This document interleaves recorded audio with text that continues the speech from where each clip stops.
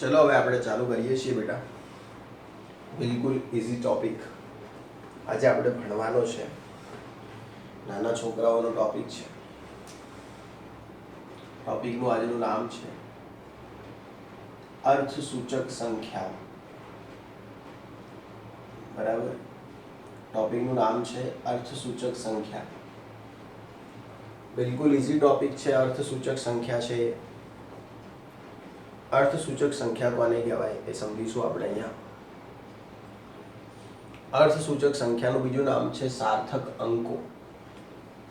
અર્થસૂચક સંખ્યા એનું બીજું નામ છે સાર્થક અંકો. તો ધ્યાન રાખજો, અર્થસૂચક સંખ્યા અથવા એને બીજા નામથી ઓળખાય છે સાર્થક અંક નામથી ઓળખાય છે. અર્થસૂચક સંખ્યા ચાલુ કરતા પહેલા આપણે એ સમજીશું પરિશુદ્ધિ અને ચોકસાઈનો મતલબ શું છે. પરિશુદ્ધિ અને ચોકસાઈ આ બે શબ્દોના શું મતલબ છે આપણે સમજવાનું છે. એવું કહેવાય છે કે એકમમાં પરિશુદ્ધિ અને ચોકસાઈ બહુ જરૂરી છે. એકમમાં અથવા આપણે એમ કહી શકીએ માપનમાં અથવા એકમમાં આ બે વસ્તુઓની ખાસ જરૂર છે, પરિશુદ્ધિ અને ચોકસાઈ. જ્યારે આપણે કોઈ પણ પ્રયોગ કરતા હોઈએ અથવા કોઈ પણ વસ્તુ વિશે જાણતા હોઈએ તો આપણને પરિશુદ્ધિ અને ચોકસાઈનો ખ્યાલ હોય તે ખૂબ જરૂરી છે. હાય, કેમ છો? મજામાં છો? ભાર્ગવ, વિકાસ, નીરવ બેટા આનંદમાં છો? ચલો, તો માપનની અંદર આપણને પરિશુદ્ધિ અને ચોકસાઈનો ખ્યાલ હોય એ બહુ જરૂરી છે. ધારો કે આપણે અહીંયા વાત કરીશું પરિશુદ્ધિ શું છે અને ચોકસાઈ શું છે. તો માન લો, ધારો કે મેં તમને કોઈ પ્રશ્ન પૂછ્યો છે અને એનો જવાબ તમારે 5 ગ્રામ આવવાનો હોય, બરાબર, કે ભાઈ 5.0 ગ્રામ એનો આન્સર આવવો જોઈએ. મેં તમને કોઈ પ્રશ્ન પૂછ્યો છે અને એનો આન્સર 5.0 ગ્રામ એમ કે એનો આન્સર આવવો જોઈએ, બરાબર. ધારો કે હવે મેં નીરવને પૂછ્યો પ્રશ્ન, હવે આ જવાબ છે. જવાબ ધારો કે પહેલેથી ખબર છે કે આ પ્રશ્નનો આટલો જવાબ આવશે 5 ગ્રામ. ધારો કે મેં નીરવને પ્રશ્ન પૂછ્યો અને નીરવે એમ કીધું કે સાહેબ મારે 4.4 ગ્રામ આવે છે જવાબ. ક્લિયર? ધારો કે મેં નીરવને બીજી વાર પૂછ્યું, વળી એકવાર ચેક કર, તો એણે બીજી વાર ચેક કર્યું અને પછી એમ કે સાહેબ મારે તો હવે 5.6 ગ્રામ જવાબ આવે છે. ક્લિયર? એના પછી ધારો કે મેં એનો એ જ પ્રશ્ન જયશ્રીને પૂછ્યો, બરાબર. જયશ્રીને પૂછ્યું કે બેટા શું જવાબ આવશે. देखो जवाब 5 ग्राम આવવાનો ફિક્સ હતો, પણ બધા વિદ્યાર્થીઓ અલગ અલગ જવાબ આપી રહ્યા છે. નીરવે 4.4 અને 5.6 આપ્યો, બે પ્રયત્ન કરી.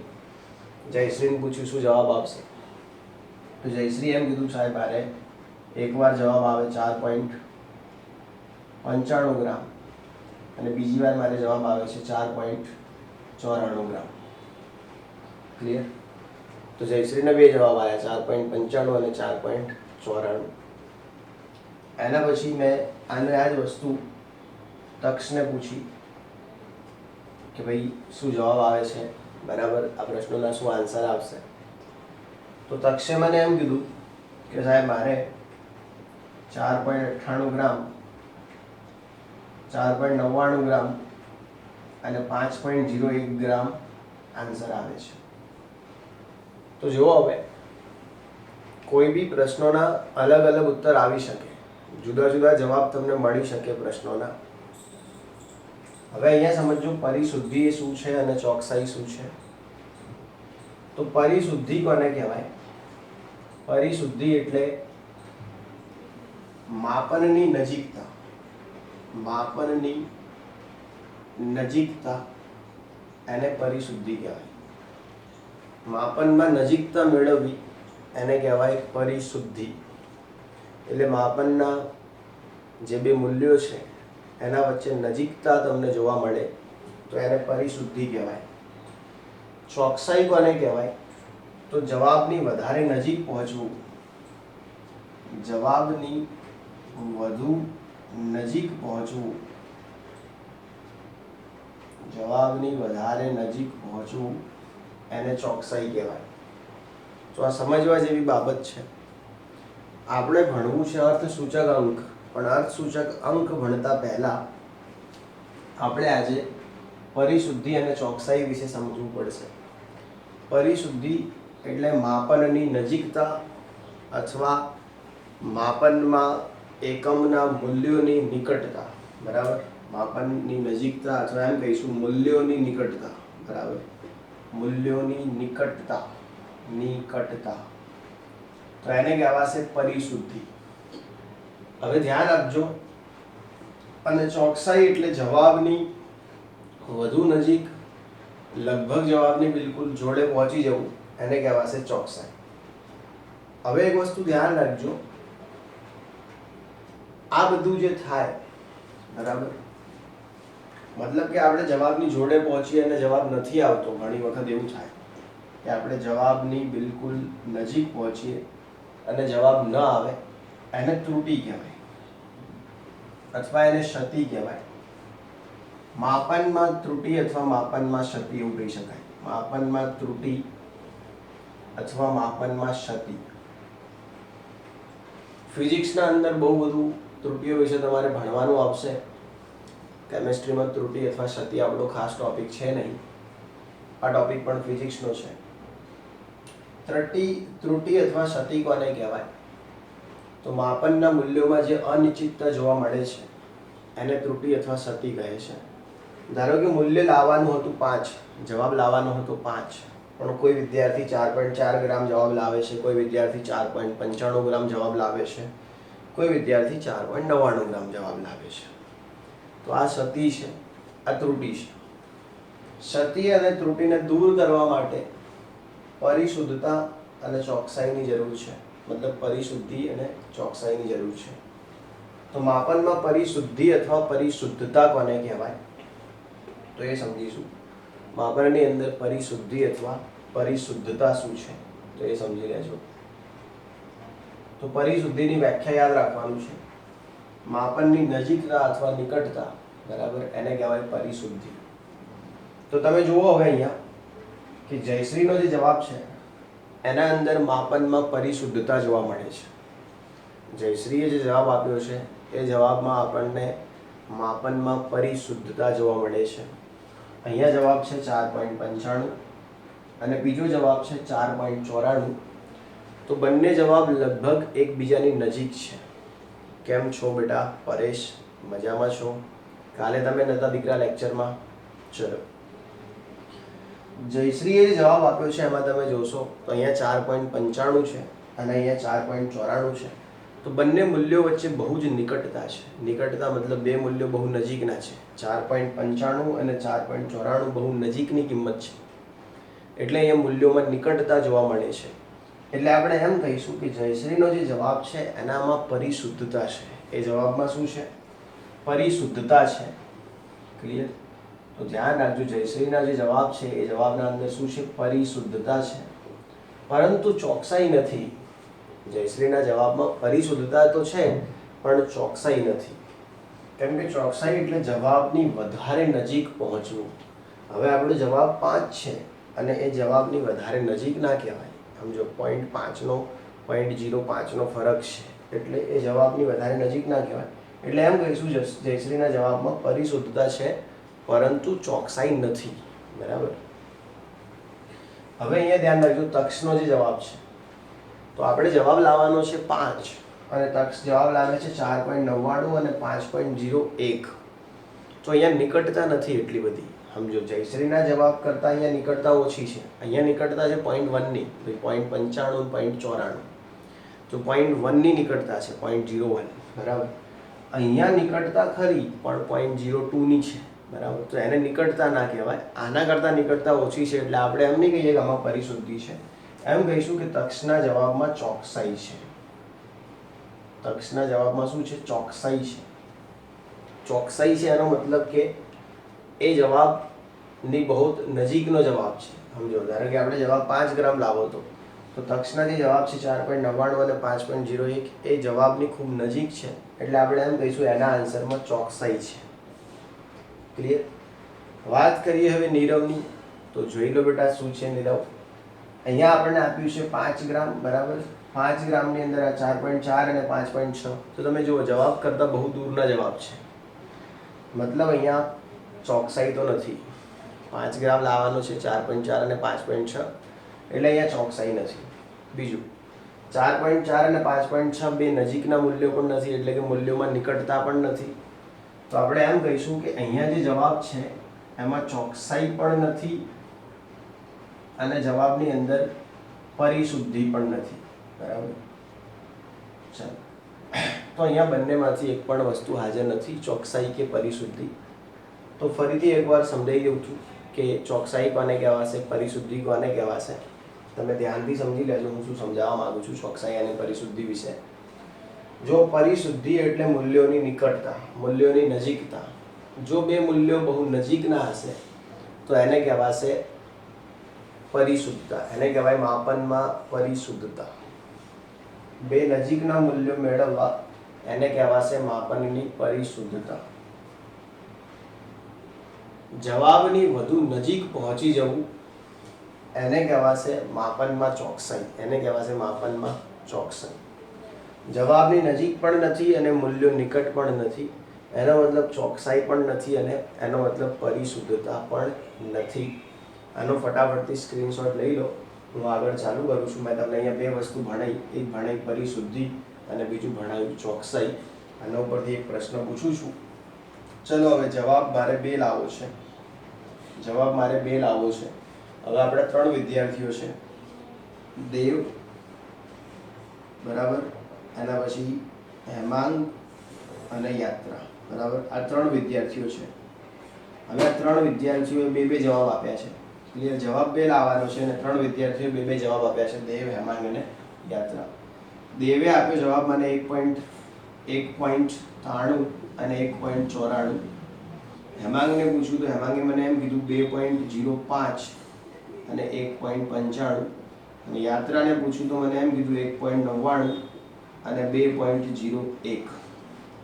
ચલો હવે મને એમ કહો કોના જવાબમાં પરિશુદ્ધિ છે, કોના જવાબમાં પરિશુદ્ધતા છે, દેવ, હેમાંગ કે યાત્રા? આ મારો પહેલો પ્રશ્ન છે. કોના જવાબમાં પરિશુદ્ધતા અને ચોકસાઈ નથી? આ મારો બીજો પ્રશ્ન. કોનો જવાબ ચોક્કસ છે એ મારે પૂછવું જ નથી, બરાબર. કોનો જવાબ ચોક્કસ કહેવાય એ મારે પૂછવું નથી. મારે એ પૂછવું છે કોના જવાબમાં પરિશુદ્ધતા છે અને કોના જવાબમાં પરિશુદ્ધતા અને ચોકસાઈ નથી. આ બે પ્રશ્નો છે, એના જવાબ આપો. ક્લિયર? હું જોઈ રહ્યો છું તમારા આન્સર. ઓકે, મારા. ચલો, તો દેવે જવાબ આપ્યો છે મારા, કે દેવના જે જવાબ છે એના અંદર પરિશુદ્ધતા છે. સાચી વાત છે, કેમ કે દેવના બે જવાબ છે બહુ નજીકના જવાબ છે, 1.93 અને 1.94. તો મૂલ્યોની નિકટતા છે એટલે એમાં પરિશુદ્ધતા છે એવું આપણે કહી શકીએ.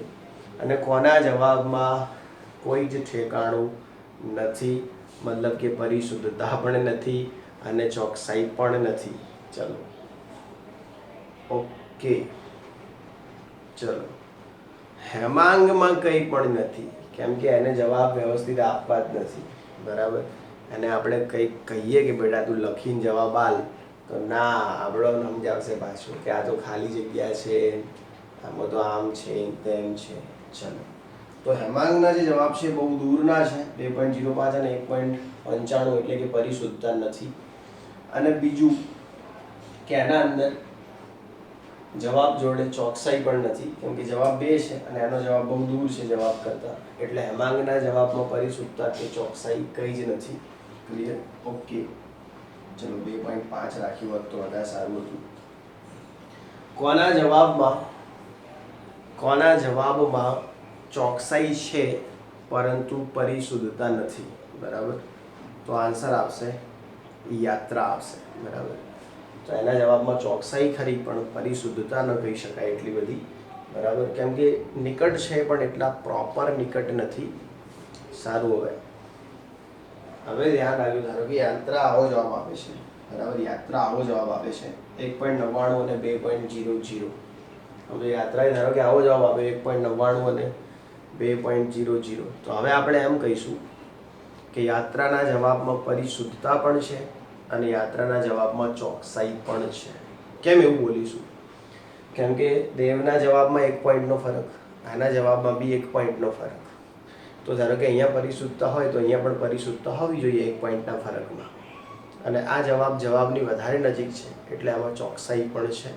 તો હવે અહીંયા પરિશુદ્ધતા અને ચોકસાઈ બંને આવી ગઈ. જો મેં રકમ બદલી છે તો, જ્યાં સુધી રકમ નથી બદલી ત્યાં સુધી માત્ર શું હતું એની જોડે? પરિશુદ્ધતા હતી અને ચોકસાઈ હતી, પરિશુદ્ધતા નહોતી. ચલો હવે આનો સ્ક્રીનશોટ લઈ લો, આપણે આગળ ચાલુ કરીએ છીએ.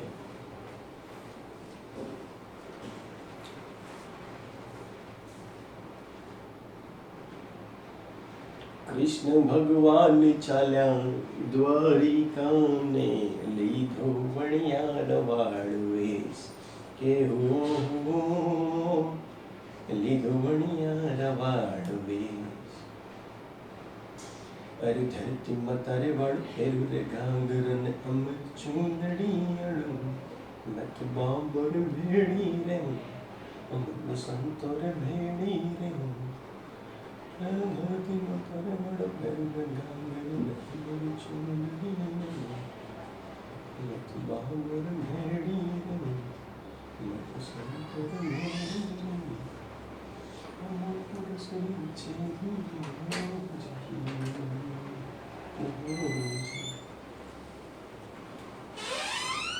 आइए आपका इंतजार था.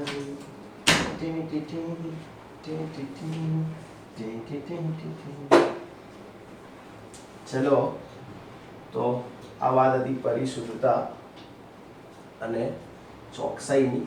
હવે આપણે વાત કરીએ છીએ અર્થસૂચક અંકો કોને કહેવાય, બરાબર, અથવા તો સાર્થક અંક કોને કહેવાય, એના ઉપર આપણે વાત કરીએ છીએ. અર્થસૂચક અંક અથવા તો સાર્થક અંક પર આપણી વાત ચાલુ છે. ચલો, ફેન મત કરજે બેટા, નહીં તો ભાઈને અવાજ નહીં આવે. ચલો, તો ધ્યાન રાખજો, અર્થસૂચક અંકો અથવા સાર્થક અંકો એના પર આપણે વાત કરીએ છીએ. બહુ ઇઝી ટોપિક છે આપણો. હાય ભાર્ગવ, ઘણા દિવસે મારી દીકરી. ચલો, તો અર્થસૂચક અંકો માટે પહેલા નિયમ લખાઈ દઉં છું. નિયમ 1, અર્થસૂચક અંક માટેનો પહેલો નિયમ, શૂન્ય સિવાયની બધી જ સંખ્યા અર્થસૂચક અંક છે. આ ધ્યાન રાખવાનું. અર્થસૂચક અંક માટેનો પહેલો નિયમ એવો છે અર્થસૂચક અંકો માટે કે શૂન્ય સિવાયની બધી જ સંખ્યા અર્થસૂચક અંક છે. ક્લિયર? તો આ અર્થસૂચક અંકો માટેનો પહેલો નિયમ છે. સારું, હવે કેવી રીતે? ધારો કે આપણને એમ કીધું હોય 115, ક્લિયર, અને આપણને એમ કીધું હોય 0.15, અને આપણને એમ કીધું હોય કે 0.015, અને આપણને એમ કીધું હોય કે 0.118, બરાબર, આવું આપણને કીધું છે. તો અહીંયા ધ્યાન રાખજો, આટલે 3 અંકો છે, 1, 2 અને 3. શૂન્ય સિવાયની બધી જ સંખ્યા એ અર્થસૂચક અંક છે, એવો આપણો પહેલો નિયમ છે. તો અહીંયા 1, 2 અને 3 અંકો છે, એટલે આપણે એમ કહીશું અહીંયા અર્થસૂચક અંક, એને ઇંગ્લિશમાં કહેવાય SF, સિગ્નિફિકન્ટ ફિંગર. અહીંયા અર્થસૂચક અંકો કેટલા? તો 3. હું એવું લખું SF 3 એટલે તમારે સમજી લેવાનું અર્થસૂચક અંકો 3, સિગ્નિફિકન્ટ ફિંગર કેટલા છે? 3 છે. અહીંયા શૂન્ય છે એટલે આપણે એને ગણીશું નહીં, બરાબર. તો અહીંયા 1 અને 2 એટલે અર્થસૂચક અંકો કેટલા છે? 2. તો એટલે સિગ્નિફિકન્ટ ફિંગર 2 છે. અહીંયા પણ શૂન્ય છે એટલે આપણે એમને ગણવાના નથી. એટલે એના પણ અર્થસૂચક અંકો કેટલા થશે? 2 થશે. હવે અહીંયા પણ શૂન્ય છે એટલે આપણે ગણવાની, એટલે આ પાછળના અંકને ગણાશે, એટલે અહીંયા અર્થસૂચક અંકો 3 થશે. તો આ પહેલો નિયમ છે કે શૂન્ય સિવાયની બધી જ સંખ્યા એ અર્થસૂચક અંક છે, એટલે કે શૂન્ય એ અર્થસૂચક અંક નથી. બરાબર, આ પહેલા નિયમમાં જણાવવામાં આવ્યું છે. તો આ પહેલો નિયમ છે, સમજી લેજો કે શૂન્ય સિવાયની બધી જ સંખ્યાઓ એ અર્થસૂચક અંક છે. ધારો કે 115, તો એમાં અર્થસૂચક અંકોની સંખ્યા 3, 0.15 તો એમાં અર્થસૂચક સંખ્યાઓની સંખ્યા 2, 0.015 તો એમાં અર્થસૂચક અંકની સંખ્યા 2 અને 0.118 તો એમાં અર્થસૂચક અંકોની સંખ્યા 3 છે. હવે નિયમ નંબર 1, બરાબર, એના પછી છે નિયમ નંબર 2. નિયમ 2 માં એવું છે કે ઘણી વખત શૂન્યને પણ અર્થસૂચક સંખ્યામાં ગણવામાં આવે છે. ઘણી વખત શૂન્યને પણ અર્થસૂચક સંખ્યામાં ગણવામાં આવે છે. તો ક્યારે એવું કરાય છે તો એ સમજાયું છે. તો જ્યારે બે અશૂન્ય સંખ્યાની વચ્ચે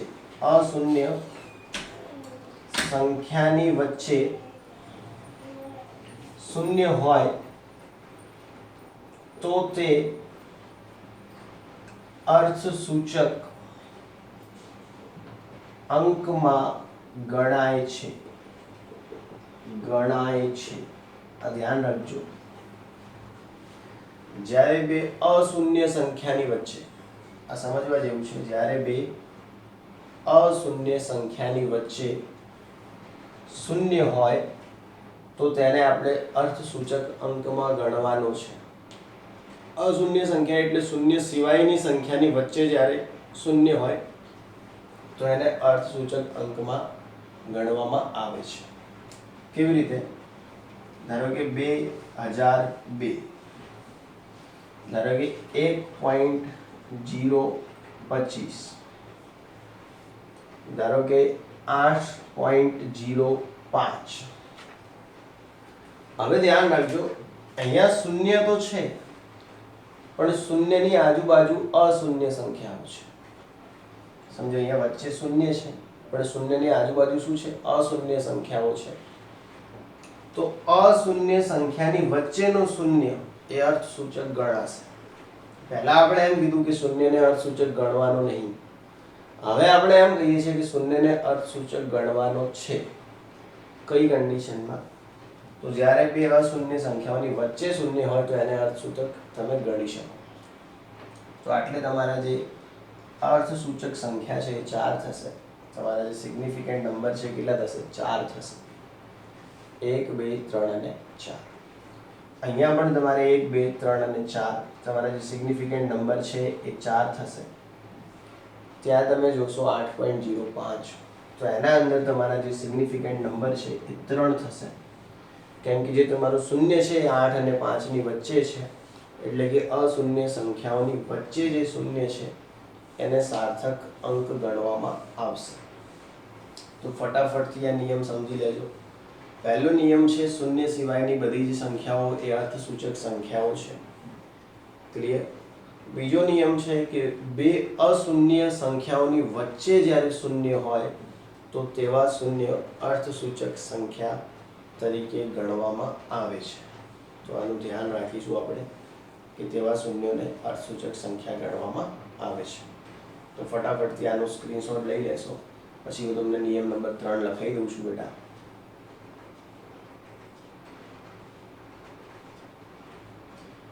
लिखे जो खत तुझे वो तेरी याद में हजारों रंग के नजारे बन गए. सवेरा जब हुआ तो फूल बन गए, जो रात आई तो सितारे बन गए. ला ला ला ला ला ला ला ला ला.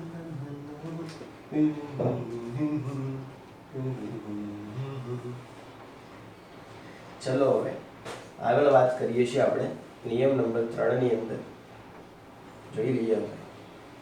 सांवरी सलोनी तेरी प्यारी सी आँखें, इनने न जाने कहाँ खो गया है मेरा दिल, सांवरे सलोने तेरी झील सी आँखें, इनमें न जाने कब खो गया मेरा दिल। चलो હવે रूल नंबर 3, દશાંશ ચિહ્ન પછીના શૂન્ય સાર્થક અંકમાં, દશાંશ ચિહ્ન પછીના શૂન્ય સાર્થક અંકમાં, દશાંશ ચિહ્ન પછી અશૂન્ય સંખ્યાની પાછળના શૂન્ય સાર્થક અંકમાં ગણાય છે. દશાંશ ચિહ્ન પછી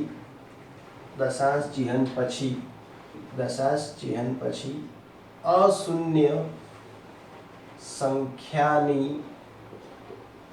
પાછળ રહેલા શૂન્ય, દશાંશ ચિહ્ન પછી અશૂન્ય સંખ્યાની પાછળ રહેલા શૂન્ય સાર્થક અંક ગણાય છે. સાર્થક અંક ગણાય છે. સાર્થક અંક મતલબ અર્થસૂચક અંક ગણાય છે. અહીંયા એવું કીધું છે. આમ સમજી લેજો, દશાંશ ચિહ્ન પછી અશૂન્ય સંખ્યાની પાછળ જે શૂન્ય હોય એને તમે સાર્થક અંક ગણી શકો. દાખલા તરીકે 0.020, બીજી રકમ છે 0.01500, ત્રીજી રકમ છે 0.100. તો હવે સમજો કે આ આપણું દશાંશ ચિહ્ન છે. હવે આ દશાંશ ચિહ્નની આ પાછળ કહેવાશે, આ દશાંશ ચિહ્નની આગળ કહેવાશે. દશાંશ ચિહ્નમાં ખબર પડે છે ને, દશાંશ ચિહ્ન એવું બોલાય એને ગુજરાતીમાં, દશાંશ ચિહ્ન, બરાબર એવું બોલાય. તો આ દશાંશ ચિહ્નની પાછળ, આ દશાંશ ચિહ્નની આગળ. દશાંશ ચિહ્નની પાછળ એટલે દશાંશ ચિહ્નની પાછળ અશૂન્ય સંખ્યાની પાછળ, એટલે આમ જો પહેલા તો દશાંશ ચિહ્નની પાછળ, એના પછી અશૂન્ય સંખ્યાની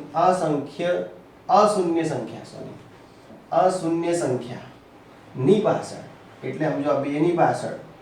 તો આ જે 0 છે એ સાર્થક અંક ગણાશે, આ રહ્યો 0 સાર્થક અંક નહીં ગણે. સમજો દશાંશ ચિહ્નની પાછળ રહેલો શૂન્ય પણ અશૂન્ય સંખ્યાની આગળ રહેલો શૂન્ય એ સાર્થક અંક નહીં.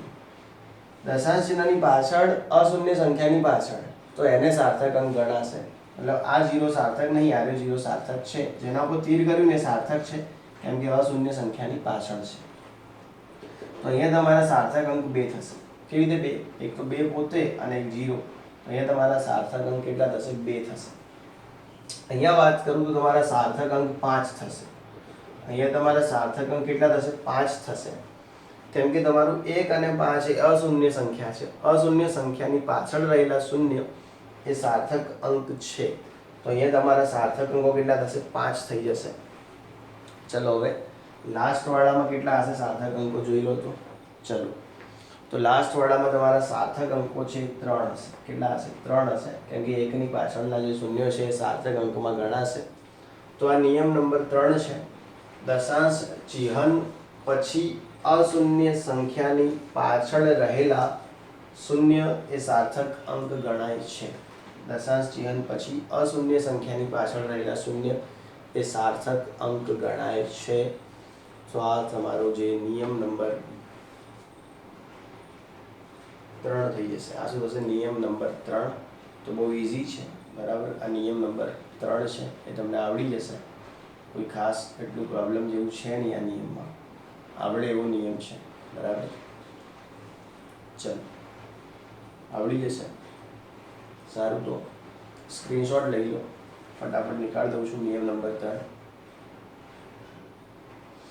ना कजरे के हार, ना मोतियों के हार, ना कोई प्रिया सिंगार, फिर भी कितने सुंदर हो तुम, कितने सुंदर हो तुम ही तो मेरे दिलबर हो.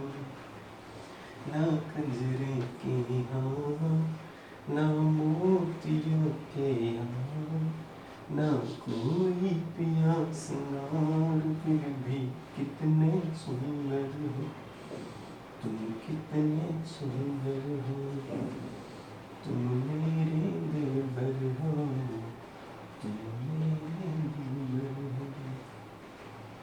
चलो, तो આ વાત હતી એ તમારે ધ્યાન રાખવાની છે.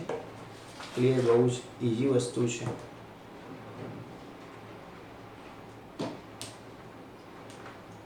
હવે ધ્યાન આપજો.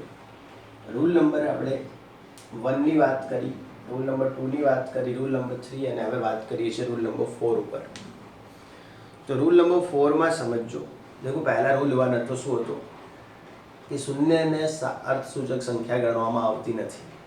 પહેલા આપણે એમ કીધું કે શૂન્ય એ અર્થસૂચક સંખ્યા નથી. પહેલા ના પાડી દીધી, બાપડાને એમ કીધું કે ભાઈ તારે અર્થસૂચક સંખ્યા બનવાની નહીં. એટલે શૂન્યને તો ખોટું લાગ્યું બહુ, એનું દિલ દુખાયું હશે શૂન્યનું કે મને ના પાડી હારા હોય અર્થસૂચક સંખ્યા બનાવવાની. પછી આપણે કીધું કે અમુક વખતે શૂન્યને પણ અર્થસૂચક સંખ્યા બનવાનો ચાન્સ મળવો જોઈએ. કોક એવા દિવસ હોવા જોઈએ કે જ્યારે શૂન્ય પણ એવું વિચારે કે હું પણ અર્થસૂચક સંખ્યા છું. તો એ દિવસો કયા? તો એ દિવસો એક તો શૂન્ય જ્યારે બે અશૂન્ય સંખ્યાઓની વચ્ચે હોય, મેડી જ્યારે બે અમેડી સંખ્યાઓની વચ્ચે હોય, મતલબ કે શૂન્ય એ અશૂન્ય સંખ્યાઓની વચ્ચે હોય એવા શૂન્ય અર્થસૂચક છે. બીજું, દશાંશ ચિહ્નની પાછળ અશૂન્ય સંખ્યાની પાછળ જે શૂન્ય હોય એ સાર્થક અંક ગણાય છે. આ ધ્યાન રાખજો. ક્લિયર? તો આ બધી વાતો આપણે કરી. આવી રીતે આપણે 3 નિયમ ભણ્યા છે. હવે આપણે ચોથો નિયમ ભણીએ છીએ. બરાબર? 10 ની ઘાત હોય, x હોય કે ભલે 10 ની -x ઘાત હોય, તેને અર્થસૂચક સંખ્યા ગણવામાં આવતી નથી. તેને અર્થસૂચક સંખ્યા ન ગણાય. બરાબર? 10 ની ઘાત હોય, ભલે એ માઇનસ હોય કે પ્લસ હોય, એને અર્થસૂચક સંખ્યા ગણાય નહીં. બરાબર? ધારો કે તમને એવું કે 2.05 ગુણ્યા 10 ની -5 અને તમને એમ પૂછે આના અંદર અર્થસૂચક સંખ્યા કેટલી, સિગ્નિફિકન્ટ ફિંગર કેટલા, તો તમારે ખાલી આટલાને જ જોવાનું છે. 10 ની ઘાતને આપણે અર્થસૂચક સંખ્યામાં લેતા નથી, સિગ્નિફિકન્ટ ફિંગરમાં લેતા નથી. ચલો હવે તો અહીંયા તમારા જે અર્થસૂચક આંક છે 3 થશે. કેટલા થશે? 3 થશે. કેમ કે અહીંયા જે 0 છે એ અશૂન્ય સંખ્યાની વચ્ચે છે. અહીંયા આપણું 0 છે એ અશૂન્ય સંખ્યાની વચ્ચે છે. એટલે આપણે સિગ્નિફિકન્ટ નંબર અહીંયા 3 થશે. 10 ની ઘાતને આપણે અર્થસૂચક સંખ્યામાં ગણતા નથી. ચલો એક બીજો પ્રશ્ન પૂછું છું. 1.980 ગુણ્યા 10 ની 12 ઘાત. ચલો આના અંદર અર્થસૂચક સંખ્યા કેટલી હશે? કોણ કહેશે મને? આના અંદર કેટલી અર્થસૂચક સંખ્યા હશે?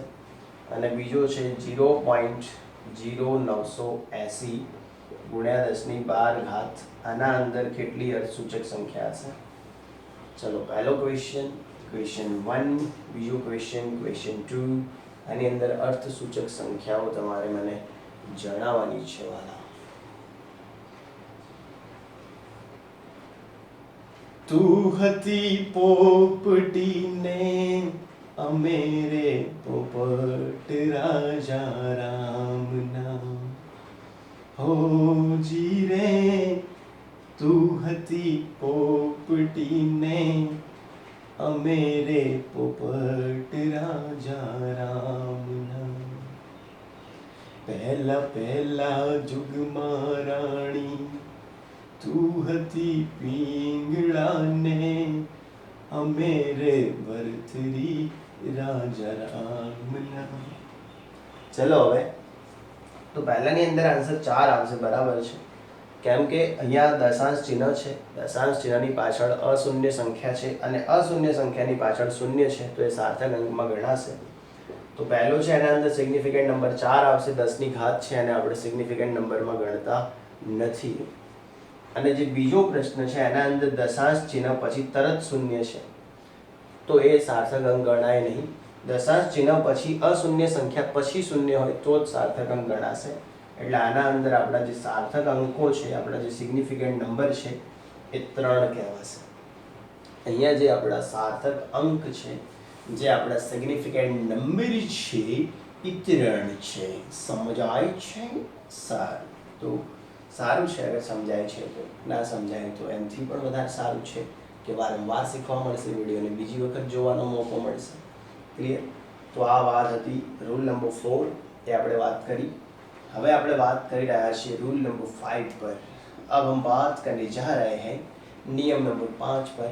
नियम नंबर 5 को चालू करने से पहले सभी बच्चों से निवेदन है कि इसका आप स्क्रीनशॉट ले लें और अपने पास सेव करके रखें ताकि फ्यूचर में अपने बच्चों को दिखाने के लिए काम है कि कोरोना में मम्मी पापा कैसे पढ़ते थे. चलो. मेरा दिल जिस दिल पे फिदा है वो दिलवा है, मेरी मोहब्बत मेरी वफा है, मेरा दिल जिस दिल पे फिदा है वो बेवफा है.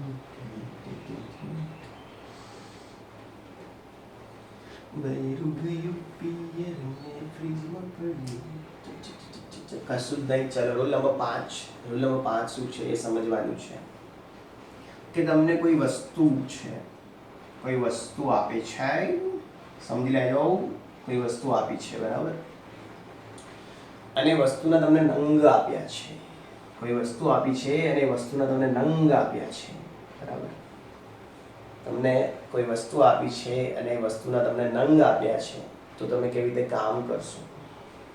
તમને એમ કહે કે 20 બટાકા, એવું કે 20 બટાકા, ખબર, 15 ટામેટા, આવું કે તમને. ક્લિયર? 19 સોપારીના દાણા, બરાબર, એટલે 19 સોપારી, આવું કે. હવે તમને એમ કે આમાં અર્થસૂચક સંખ્યા ગણો, બરાબર. તો આના અંદર તમે જે અર્થસૂચક સંખ્યા ગણશો એ થશે અનંત. અહીંયા તમારી અર્થસૂચક સંખ્યા બનશે ઇન્ફાઇનાઇટ, અનંત અર્થસૂચક સંખ્યા બનશે. કેમ કે આ જે 20 છે તમે આને આમ લખી શકો 20.000000, મતલબ તમે એની પાછળ બહુ બધા જીરો લખી શકો છો 20 પોઈન્ટની પાછળ. ક્લિયર? તો જ્યારે તમને કોઈ વસ્તુ અથવા નંગ આપે છે એ વખતે આપણે એને આવી રીતે લખી શકીએ છીએ 20.000000, અને દશાંશ ચિહ્નની પાછળના શૂન્યને આમ તો અર્થસૂચક સંખ્યા ગણવામાં આવતા નથી, બરાબર. આમ તો આપણે એને અર્થસૂચક સંખ્યા નથી ગણતા, પણ જ્યારે કોઈ વસ્તુ અથવા નંગની વાત હોય ત્યારે આપણે એને અર્થસૂચક સંખ્યામાં લઈએ છીએ અને આપણે એવું બોલીએ છીએ કે ભાઈ અહીંયા જે અર્થસૂચક અંકોની સંખ્યા છે એ કેટલી છે? અનંત છે. અહીંયા જે અર્થસૂચક અંકની સંખ્યા છે એ અનંત છે.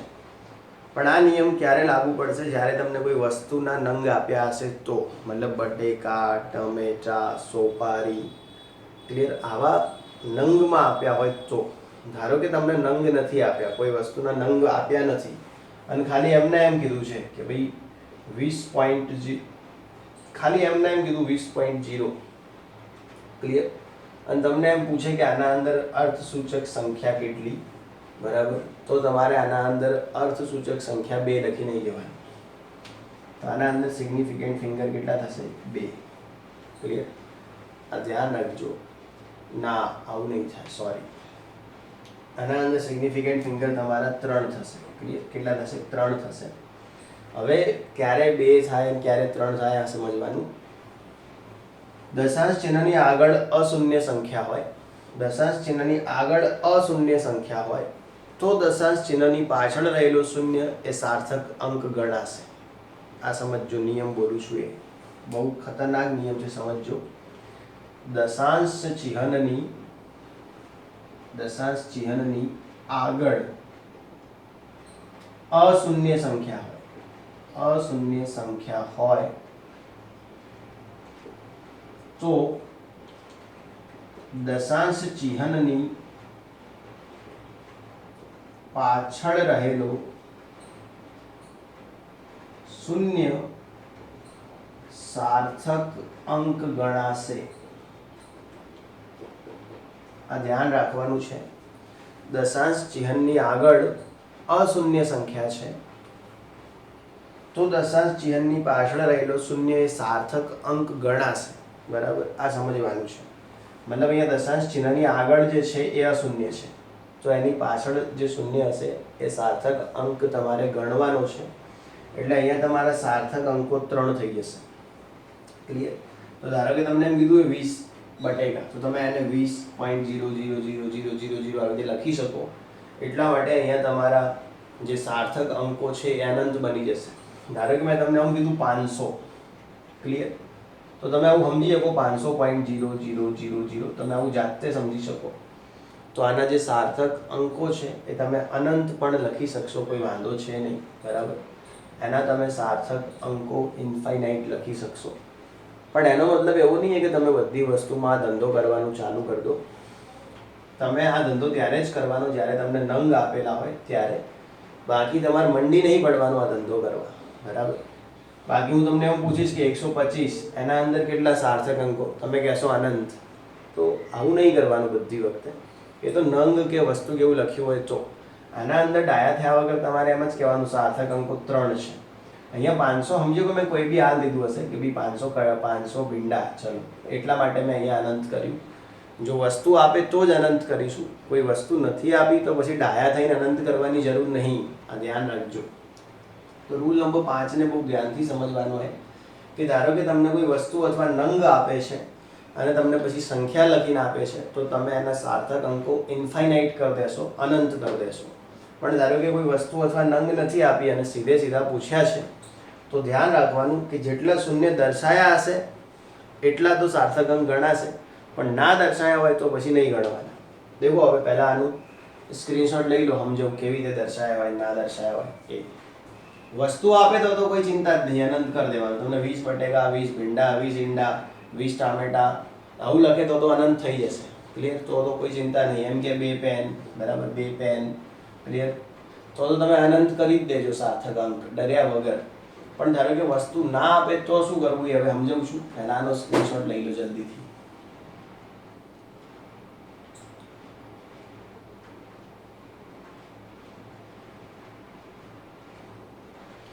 मेरा आपकी कृपा से सब काम हो रहा,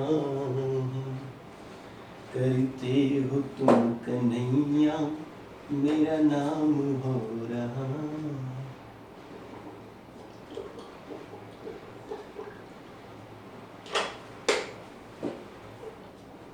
मेरा आपकी कृपा से सब काम हो रहा, करते हो तुम कन्हैया मेरा नाम हो रहा. करता नहीं मैं कुछ भी सब काम हो रहा, मेरा आपकी कृपा से सब काम हो रहा, करते हो तुम कन्हैया मेरा नाम हो रहा. देखो હવે સમજવાનું છે. ધારો કે હવે તમને નંગ લખીને નથી આપતા તો તમારે શું કરવાનું? હું તો તમને આમ લખીને આપ્યું 500 પણ નંગ બંગ કશું નહીં. પછી આમ લખીને આપ્યું 50, પછી આમ લખીને આપ્યું 50.0, પછી આવું લખીને આપ્યું 50.00 અને પછી આમ લખીને આપ્યું 5.00.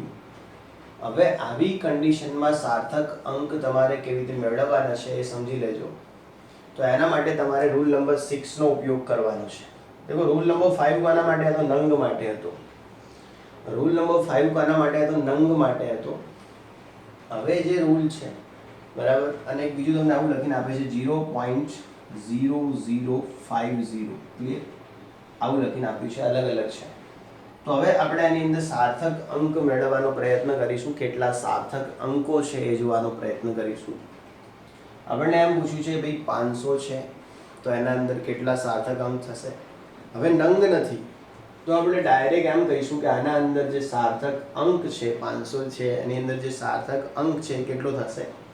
તો આના અંદર જે સિગ્નિફિકન્ટ નંબર છે એ આપણો 1 થશે. 500ની અંદર જે આપણું સિગ્નિફિકન્ટ નંબર છે એ કેટલો આવશે? 1 આવશે. તકલીફ પડી હશે, બળતરા થઈ હશે, ઝાડા વોમિટ એવી તકલીફ પ્રોબ્લેમ પણ થઈ હશે. હવે તમે કહેશો સાહેબ યાર તમે તો જુઠ્ઠા છો, બોલીને ફરી જાઓ છો, તમારી જબાનનો કોઈ ઠેકાણા નથી. 500ની અંદર તમે એમ બોલો કે સિગ્નિફિકન્ટ નંબર 1 આવશે. હા મારા દીકરાઓ 1 આવશે, હું કહી રહ્યો છું. ક્વેશ્ચન એ છે 1 કેવી રીતે આવશે? તો આપણો પહેલો નિયમ છે શૂન્ય એ અર્થસૂચક સંખ્યા નથી. શૂન્ય એ અર્થસૂચક સંખ્યા નથી. બસ તો શૂન્ય અર્થસૂચક સંખ્યા નહીં. ક્લિયર? એટલે આપણું સાર્થક અંક અહીંયા 1 આવશે. ક્લિયર? સમજાય છે? બળતરા થતી હશે, તકલીફ પડતી હશે, તકલીફ પડે તો પડવા દો, બરાબર, પણ અહીંયા સાર્થક અંક આપણો 1 જ આવશે. બીજી વસ્તુ ધ્યાન રાખજો, અહીંયા પૂછે 50 છે, એના અંદર સાર્થક અંક કેટલો આવશે? તો આમાં પણ સાર્થક અંક આપણો 1 જ આવશે. ફરી એક વખત બળતરા થઈ હશે, તકલીફ પડી હશે, પડવા દો મિત્રો, ચિંતા કરશો નહીં. અહીંયા પણ આપણું સાર્થક અંક 1 આવશે, કેમ કે આપણને અહીંયા નંગ ભંગ કશું આપ્યા નહીં, તો એ વખતે શૂન્યને આપણે સાર્થક અંક નથી લઈ શકતા. હવે અહીંયા ધ્યાન રાખજો, આટલે રૂલ નંબર 6 કામ કરશે. અહીંયા વચ્ચે આપણને દશાંશ ચિહ્ન આપી દીધું છે. અહીંયા વચ્ચે અહીંયા દેખજો ડોગા ફોડી, આટલે આપણને દશાંશ ચિહ્ન આપ્યું છે, બરાબર. અહીંયા દશાંશ ચિહ્ન આપી દીધું છે એટલે ધ્યાન રાખજો, દશાંશ ચિહ્નની આગળ અશૂન્ય સંખ્યા હોય તો દશાંશ ચિહ્નની પાછળનો શૂન્ય એ સાર્થક અંક ગણાય છે. મતલબ અહીંયા તમારા સાર્થક અંકો 1, 2 અને 3 થશે. અહીંયા તમારા જે સાર્થક અંકો છે એ કેટલા થશે? 3 થશે. તમારા સિગ્નિફિકન્ટ નંબર અહીંયા 3 થશે. ક્લિયર? કેમ કે અહીંયા 0 લખ્યું હોય, બરાબર, 50.0, આના આગળ કશું હોઈ બી શકે એવું આ દર્શાવવા માંગે છે. ક્લિયર? અહીંયા જોઈશું અગર સાર્થક અંકો તમારા સિગ્નિફિકન્ટ નંબર તો 4 થશે. ક્લિયર? 50, 0, 0, એનો મતલબ શું? એ 0, 0, એના આગળ 1, 2, 3 એવું કશું હોઈ શકે, કોઈ નક્કી નહીં. ક્લિયર? તો આટલે તમારા સાર્થક અંકો શું થશે? 4 થશે. કેમ કે અહીંયા દશાંશ ચિહ્ન આપેલું છે. સમજણ પડે છે? અહીંયા દશાંશ ચિહ્ન આપેલું છે એટલે દશાંશ ચિહ્ન જ્યારે આપ્યું હોય ત્યારે આપણે બધું જોવું પડશે. દશાંશ ચિહ્ન આપ્યું હશે ત્યારે બધું જોવું પડશે કે એના આગળ અશૂન્ય સંખ્યા છે, તો અહીંયા સાર્થક અંકો કેટલા થશે? 4 થશે. આની વાત કરું તો અહીંયા સાર્થક અંકો 3 થશે, કેમ કે અહીંયા દશાંશ ચિહ્ન આપ્યું છે. ચલો છેલ્લાના અંદર સાર્થક અંકો કેટલા છે કહી દો. લાસ્ટમાં કેટલા સાર્થક અંકો છે એ તમે કહી દો. 0.0050 એવું લખ્યું છે, એના અંદર કેટલા સાર્થક અંક છે એ આપ જણાવશો. એ હેલો મારું સાંભળો ને રણુ જનરાય, હુકમ કરું તો દાસ જાત રાય જાય, મારું હેલો સાંભળો જી, હું જીવે મારું હેલો સાંભળો જી. બરાબર છે? 2 આવશે. કેમ કે દશાંશ ચિહ્નની પાછળના શૂન્યને આપણે અહીંયા સાર્થક અંક નહીં ગણીએ, કેમ કે એની આગળ પણ શૂન્ય છે. દશાંશ ચિહ્નની આગળ શૂન્ય, દશાંશ ચિહ્નની પાછળ શૂન્ય, તો એવી કન્ડિશનમાં એને સાર્થક અંક ના ગણાય. પણ અશૂન્ય સંખ્યાની પાછળ શૂન્ય હોય તો એને સાર્થક અંક ગણાય. એટલે આપણો આન્સર અહીંયા 2 આવશે. સિગ્નિફિકન્ટ ફિંગરનો જે લાસ્ટ આન્સર છે કેટલો આવશે? 2 આવશે. ક્લિયર? તો અહીંયા તમને સાર્થક અંક ઓળખતા આવડી ગયા હશે એવું આપણે માની લઈએ છીએ.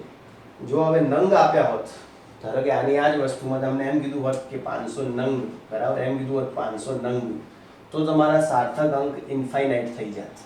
પણ ધારો કે તમને 500 કીધું છે અને નંગ નથી લખ્યા તો તમારા સાર્થક અંક 1 થઈ જશે. પણ ધારો કે તમને 500.0 કીધું છે, બરાબર, તો પાછા તમારા સાર્થક અંકો 4 થઈ જશે. ક્લિયર? તો આ ધ્યાન રાખજો. અહીંયા થોડી જે મજા છે નિયમનો જે આનંદ છે એ લેતા રહેજો અને શીખતા રહેજો. પહેલાં તો આપણે ના પાડી હતી કે શૂન્ય એ સાર્થક અંક નથી, પહેલાં તો ના પાડી દીધી. પછી આપણે ધીમે ધીમે નિયમ બનાવતા ગયા કે ભાઈ 2 અશૂન્ય સંખ્યાની વચ્ચે શૂન્ય હોય તો સાર્થક અંક કહેવાય. દશાંશ ચિહ્નની પાછળ અશૂન્ય સંખ્યાની પાછળ શૂન્ય હોય તો સાર્થક અંક કહેવાય. દશાંશ ચિહ્નની આગળ અશૂન્ય સંખ્યા હોય તો દશાંશ ચિહ્નની પાછળ રહેલા શૂન્ય એને સાર્થક અંક કહેવાય. આવા બધા આપણે નિયમ બનાવતા ગયા. નંગ આપ્યા હોય, કોઈ વસ્તુ આપી હોય તો સાર્થક અંક અનંત થઈ જાય. પણ જ્યારે એમને એમ સંખ્યા આપી હોય તો પછી સાર્થક અંકમાં શૂન્યને ગણાય નહીં. બરાબર? તો આવા અલગ અલગ નિયમ આપણે બનાવ્યા છે, એ ધ્યાન રાખજો. ફરીથી બોલ દઉં છું. પહેલો નિયમ, અશૂન્ય સંખ્યાઓ એ સાર્થક અંક છે, શૂન્યને સાર્થક અંક ગણવામાં આવતો નથી. ક્લિયર? પહેલા ના પાડી, પછી એમ કીધું કે ના, અશૂન્ય સંખ્યાની વચ્ચે શૂન્ય હોય તો સાર્થક અંક ગણાશે, કે સારું. પછી એમ કીધું કે દશાંશ ચિહ્ન એની પાછળ અશૂન્ય સંખ્યા હોય અને અશૂન્ય સંખ્યાની પાછળ શૂન્ય હોય તો એને સાર્થક અંક ગણાશે, કે સરસ, વેરી ગુડ. પછી એમ કીધું કે ઘણી વખત દશાંશ ચિહ્નની પાછળના શૂન્ય એને સાર્થક અંક ગણાય જ્યારે દશાંશ ચિહ્નની આગળ અશૂન્ય સંખ્યા હોય. જ્યારે દશાંશ ચિહ્નની આગળ અશૂન્ય સંખ્યા હોય ત્યારે દશાંશ ચિહ્નની પાછળ રહેલા શૂન્ય પણ સાર્થક અંક છે. સારું, હવે હું તમને હોમવર્ક આપું છું. તમારે મને કાલે એના જવાબ મોકલવાના છે. કાલે એટલે આજે, બરાબર? કેટલાક રકમ લખું છું, એની અંદર તમારે મને અર્થસૂચક સંખ્યાઓ ગણી અને વોસ્પોટ કરવાની છે. મારો જે વોસ્પોટ નંબર છે 8141330177, એના ઉપર તમે વોસ્પોટ કરી શકો છો, બરાબર? વોટ્સઅપ કરવાની છે. ગાંડાઓ, આટલું ગુજરાતી નથી આવડતું તમને? 6 7, બરાબર, 8, એના પછી 9 અને 10. એ તો અમુક જણા એવું બોલતા હોય વોસ્પોટ. ચલો, મને વોસ્પોટ ચલાવતા નથી આવડતું.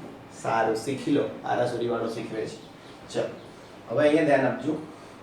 આવી એક સંખ્યા છે 2.055 ગુણ્યા 10⁻8, 0.0190 ગુણ્યા 10⁻2, 1.008, 0.00509, 2.08002,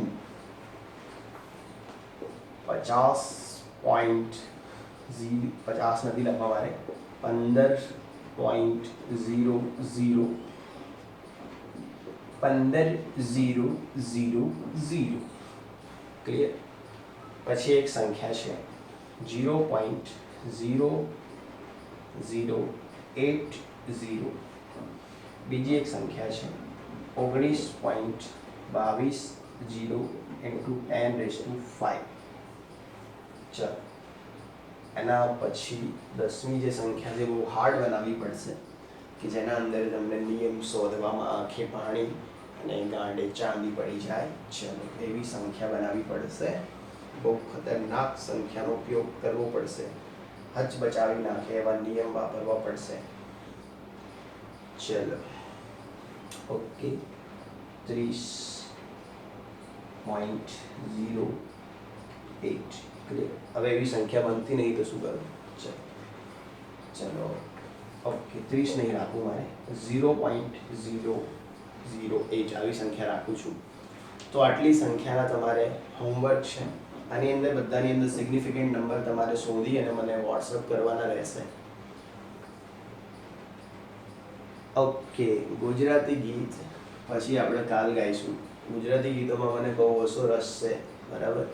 ગુજરાતી ગીતમાં ખાલી મને ગરબા આવડે છે, એ હું ગાઈ શકું, પણ આપણે પછી ગાઈશું કોઈક દિવસ. હજી ઘણા દિવસ આપણે લાઈવ ભણવાનું છે, કેમ કે કોરોના લગભગ હજી 1 વર્ષ સુધી જાય એવું લાગતું નથી.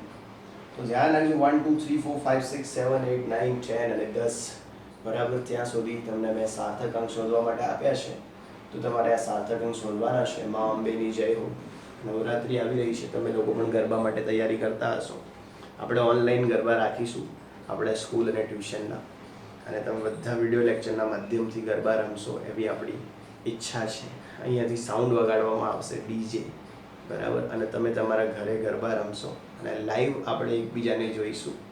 મસ્ત નવી નવી ચણિયા ચોળીઓ, નવા નવા ઘાઘરા, નવા નવા લહેંગા, નવા નવા જબ્બાની અંદર આપણે ફાળિયા બોધીને ગરબા રમીશું. મળીએ આવતીકાલે આ જ સમયે આ ચેનલ પર. ત્યાં સુધી જોતા રહો આપણી આ ચેનલ, બ્યુટીફુલ ચેનલ. તમારા મિત્રો સુધી આપણી ચેનલને મોકલો, લાઈક, શેર અને સબસ્ક્રાઈબ કરતા રહેજો. કમેન્ટ પણ કરતા રહેવાનું છે. ભાર્ગવ સિવાય કોઈ જ વ્યક્તિ કમેન્ટ કરતા નથી, તો સારી સારી કમેન્ટ કરો. ના હોય તો ક્યાંકથી કોપી મારી બી કરો, પણ કમેન્ટ કરવાનું રાખશો તો સારું લાગશે. સમજાય છે? ઓકે.